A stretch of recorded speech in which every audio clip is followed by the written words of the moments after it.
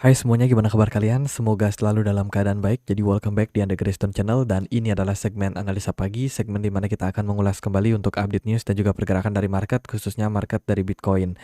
Jadi welcome to weekdays. Hari ini hari Senin tanggal 28 Juli 2025.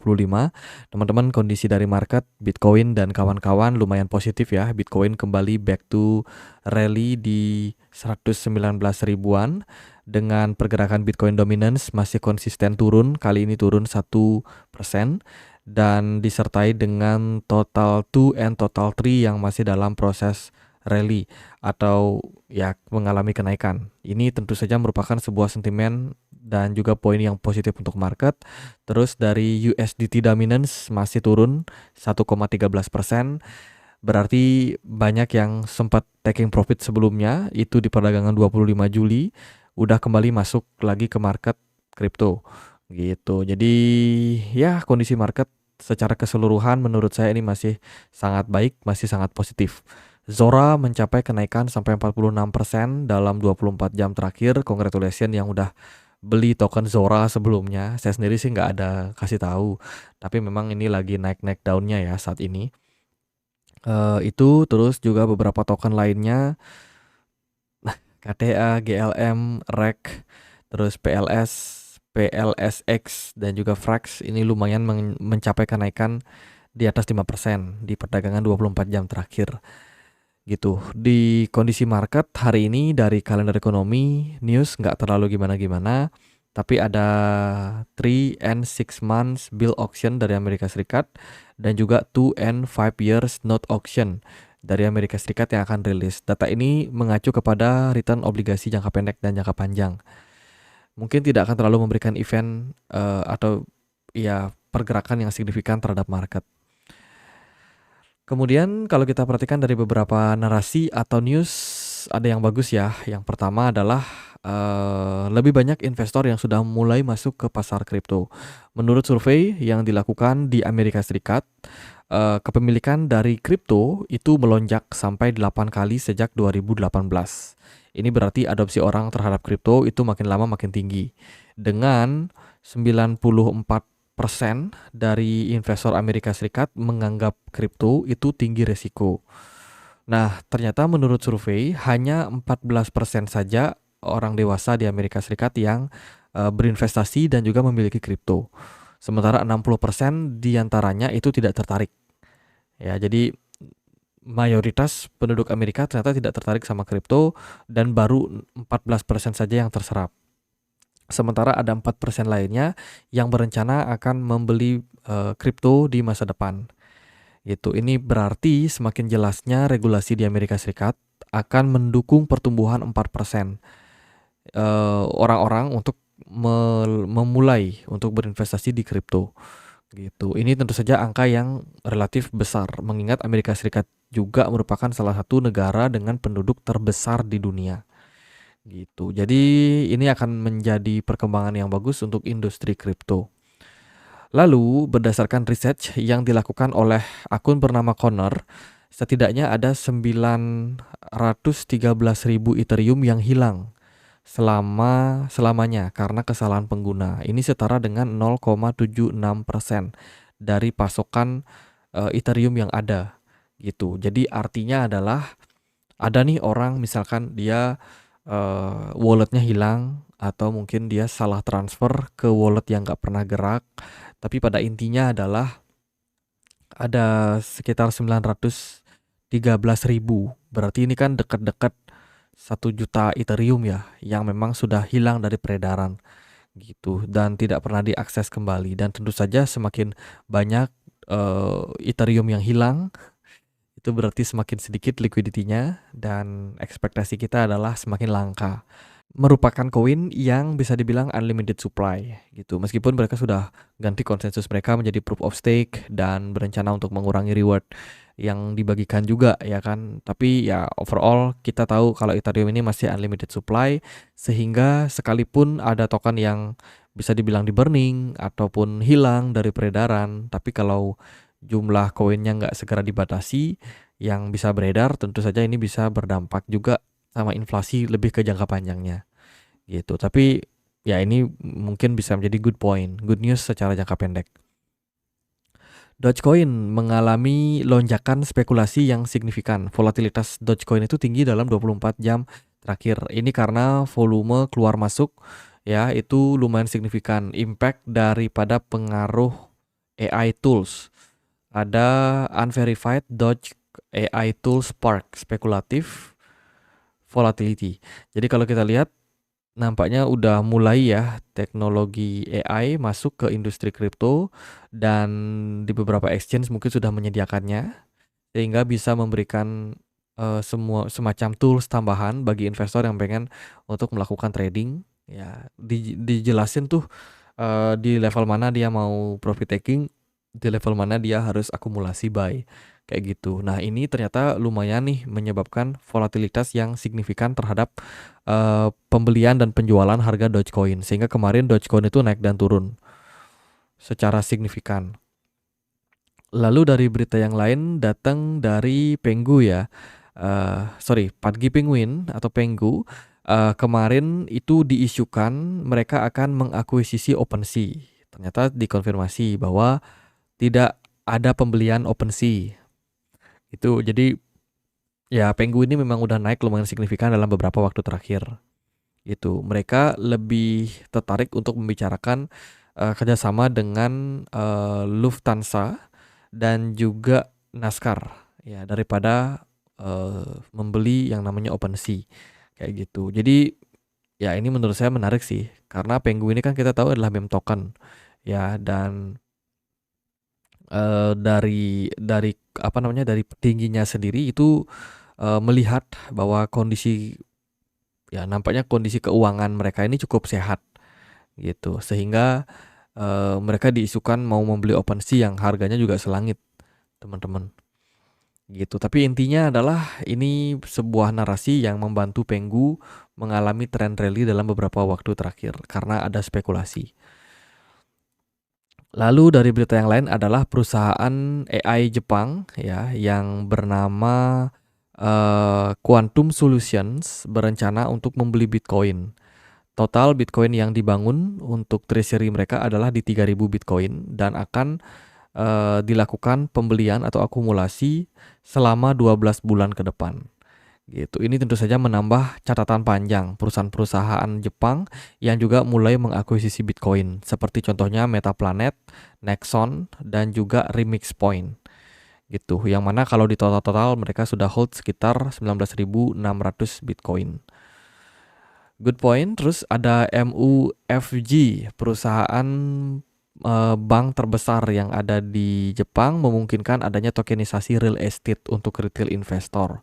Ini adalah pengembangan tokenisasi berikutnya yang ada di Jepang ya, di mana Jepang melalui perusahaannya yaitu Mitsui Digital Asset Management atau yaitu perusahaan yang menaungi perbankan ini. Kayaknya kalau di Indonesia itu kalau yang pakai Danamon pasti tahu MUFG. Itu. Jadi intinya mereka akan melakukan tokenisasi ke depannya. Lalu gimana kondisi dari liquidation kemarin? Weekend aman, didominasi oleh yang kena short ya. Itu likuidasi yang kena short dan menurut saya ini masih relatif kecil sih secara volume perdagangan. Kemudian untuk bagian likuidasinya atau liquidation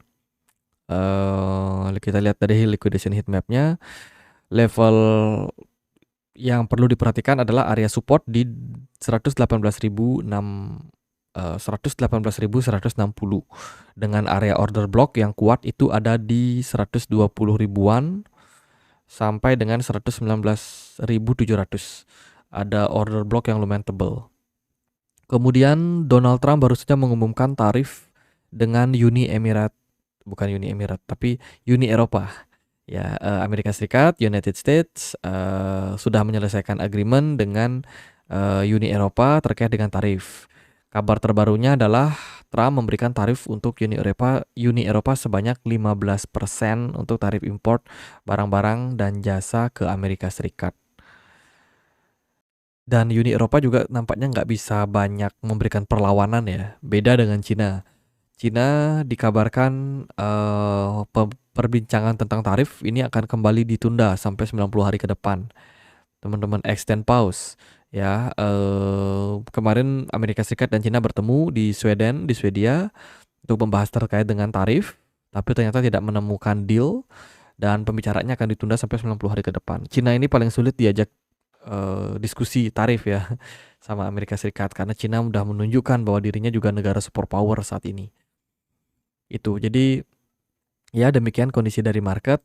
Kita bahas sekilas aja untuk Bitcoin bagaimana. Kemarin Bitcoin sempat spike up. Overall kita melihat pergerakan Bitcoin ini masih bergerak dalam sebuah triangle dan so far kita udah ada di wave 5 sepertinya. Dan sekarang kita tinggal tunggu gimana reaksi dari market ya. Jika Bitcoin kena rejection kuat di kisaran level 19.500 kemarin, ya ini akan menandai awal tentang potensial koreksi pada Bitcoin selanjutnya. Gitu. Target kita adalah Bitcoin bisa turun dan tutup gap di bawah kisaran 113.000, 114.000. Itu. Bitcoin dominance lumayan mendukung sejauh ini ya, turun secara konsisten. Dari total market cap overall terjadi peningkatan ya secara market cap yaitu di 3,87 triliun US dollar dengan total tuh kelihatan di sini masih inflow masuk, artinya adalah koin-koin di luar Bitcoin itu masih mendapatkan inflow ya, termasuk Ethereum di dalamnya. Lalu dari total tree itu juga ya terbilang positif. Teman-teman ada 1,26% yang masuk. Gitu. Artinya adalah sejauh ini altcoin itu masih lumayan punya performan bagus gitu. Jadi menurut saya ini masih aman-aman aja buat market. Ada beberapa koin yang saya pantau yang naik itu kayak si Ethereum, dia naik konsisten ya, masih dalam trend line ini, masih dalam trend bullish dan belum patah. Solana malu-malu kucing, naiknya nggak terlalu signifikan. Kemarin XRP juga ada sedikit rally 1,6%, lumayan. BNB naik agak kencang teman-teman. Ini bakalan kuat sih BNB ini. Ya, jadi BNB udah mulai diakumulasi oleh perusahaan institusi dan didukung dengan pergerakan harga yang positif. Ondo Finance pelan-pelan mencoba buat naik, menembus resistance 1,1 dolar. Lalu ada Algorand, overall masih bagus. Kita udah bahas di live kemarin. Lalu Redium, ya pelan-pelan mengarah ke resistance. XLM, BGB, Avalanche masih berjuang menembus resistance. Chainlink kemarin juga mantul 3,8%. Lumayan teman-teman. Oke, itu sih dari kondisi dari market. Hari ini kita akan dapat closing untuk weekly time frame. Kalau kita lihat dari progresnya saat ini, jika Bitcoin mampu closing dengan kondisi candle hijau, ini akan menandai probability yang lebih besar untuk kelanjutan trend bullish. Jangan-jangan Bitcoin bisa naik, nanjak sampai beberapa level target di atas. Saya sempat menandai beberapa level yang mungkin menarik buat teman-teman pantau. Ya, ini adalah analisa atau mungkin skenario terbaik untuk Bitcoin di tahun ini jika seandainya Bitcoin mampu mempertahankan level 114.000 sampai 115.000, artinya resistance tersebut atau support tersebut dipertahankan, maka probability Bitcoin untuk rally dengan pattern inverse head and shoulders terbuka lebar dengan target di 172.000. Ini kayak apa ya, best skenario lah untuk market. Ya, skenario terbaiknya kayak gitu. Lalu gimana skenario wajarnya? Kalau skenario wajar, saya sendiri menargetkan Bitcoin itu sampai di 123.800-an something. Gitu. Itu target realistis.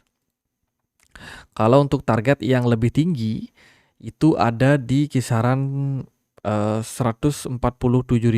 Ini diambil dari pola bull flag yang tercipta waktu periode 26 Mei sampai dengan 30 Juni. Itu di sini ada koreksi kan, bull flag, and then dia breakout dan sekarang running ke 146. Jadi kesimpulannya ada beberapa target untuk Bitcoin yang mungkin akan bisa dicapai dalam next atau dalam bull run kali ini. Yang pertama, level 123 adalah area resistance. Yang kedua adalah di 147. Dan yang ketiga tadi adalah di 172. Ya, 172.000.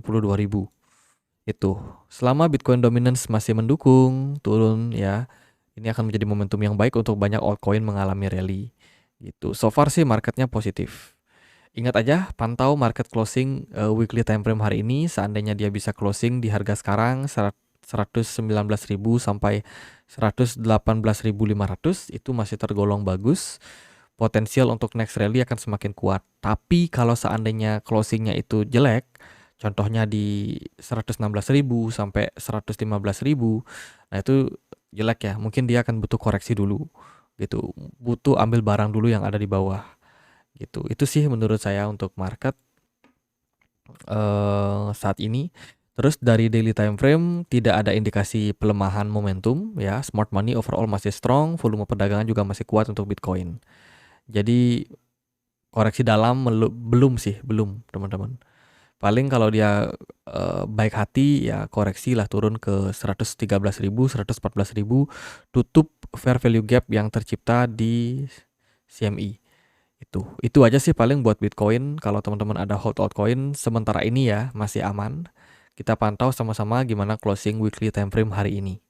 Jadi gitu aja, thank you so much for watching. Teman-teman, kita ada komunitas diskusi di Telegram, tempat untuk update berita-berita terbaru ya. Jadi buat teman-teman yang pengen untuk join di komunitas Telegram kita, bisa cek link yang ada di kolom deskripsi. Kemarin kita juga bikin live tuh. Siapa nih yang nggak ikut? Karena di live itu kita bisa bahas ya, koin-koin yang belum kita sempat bahas gitu. Jadi kita bahasnya di live. Thank you banget yang udah ikutan live kemarin. Ya, semoga outlook kita bisa bermanfaat buat kalian. Sekian, akhir kata saya Andri, makasih.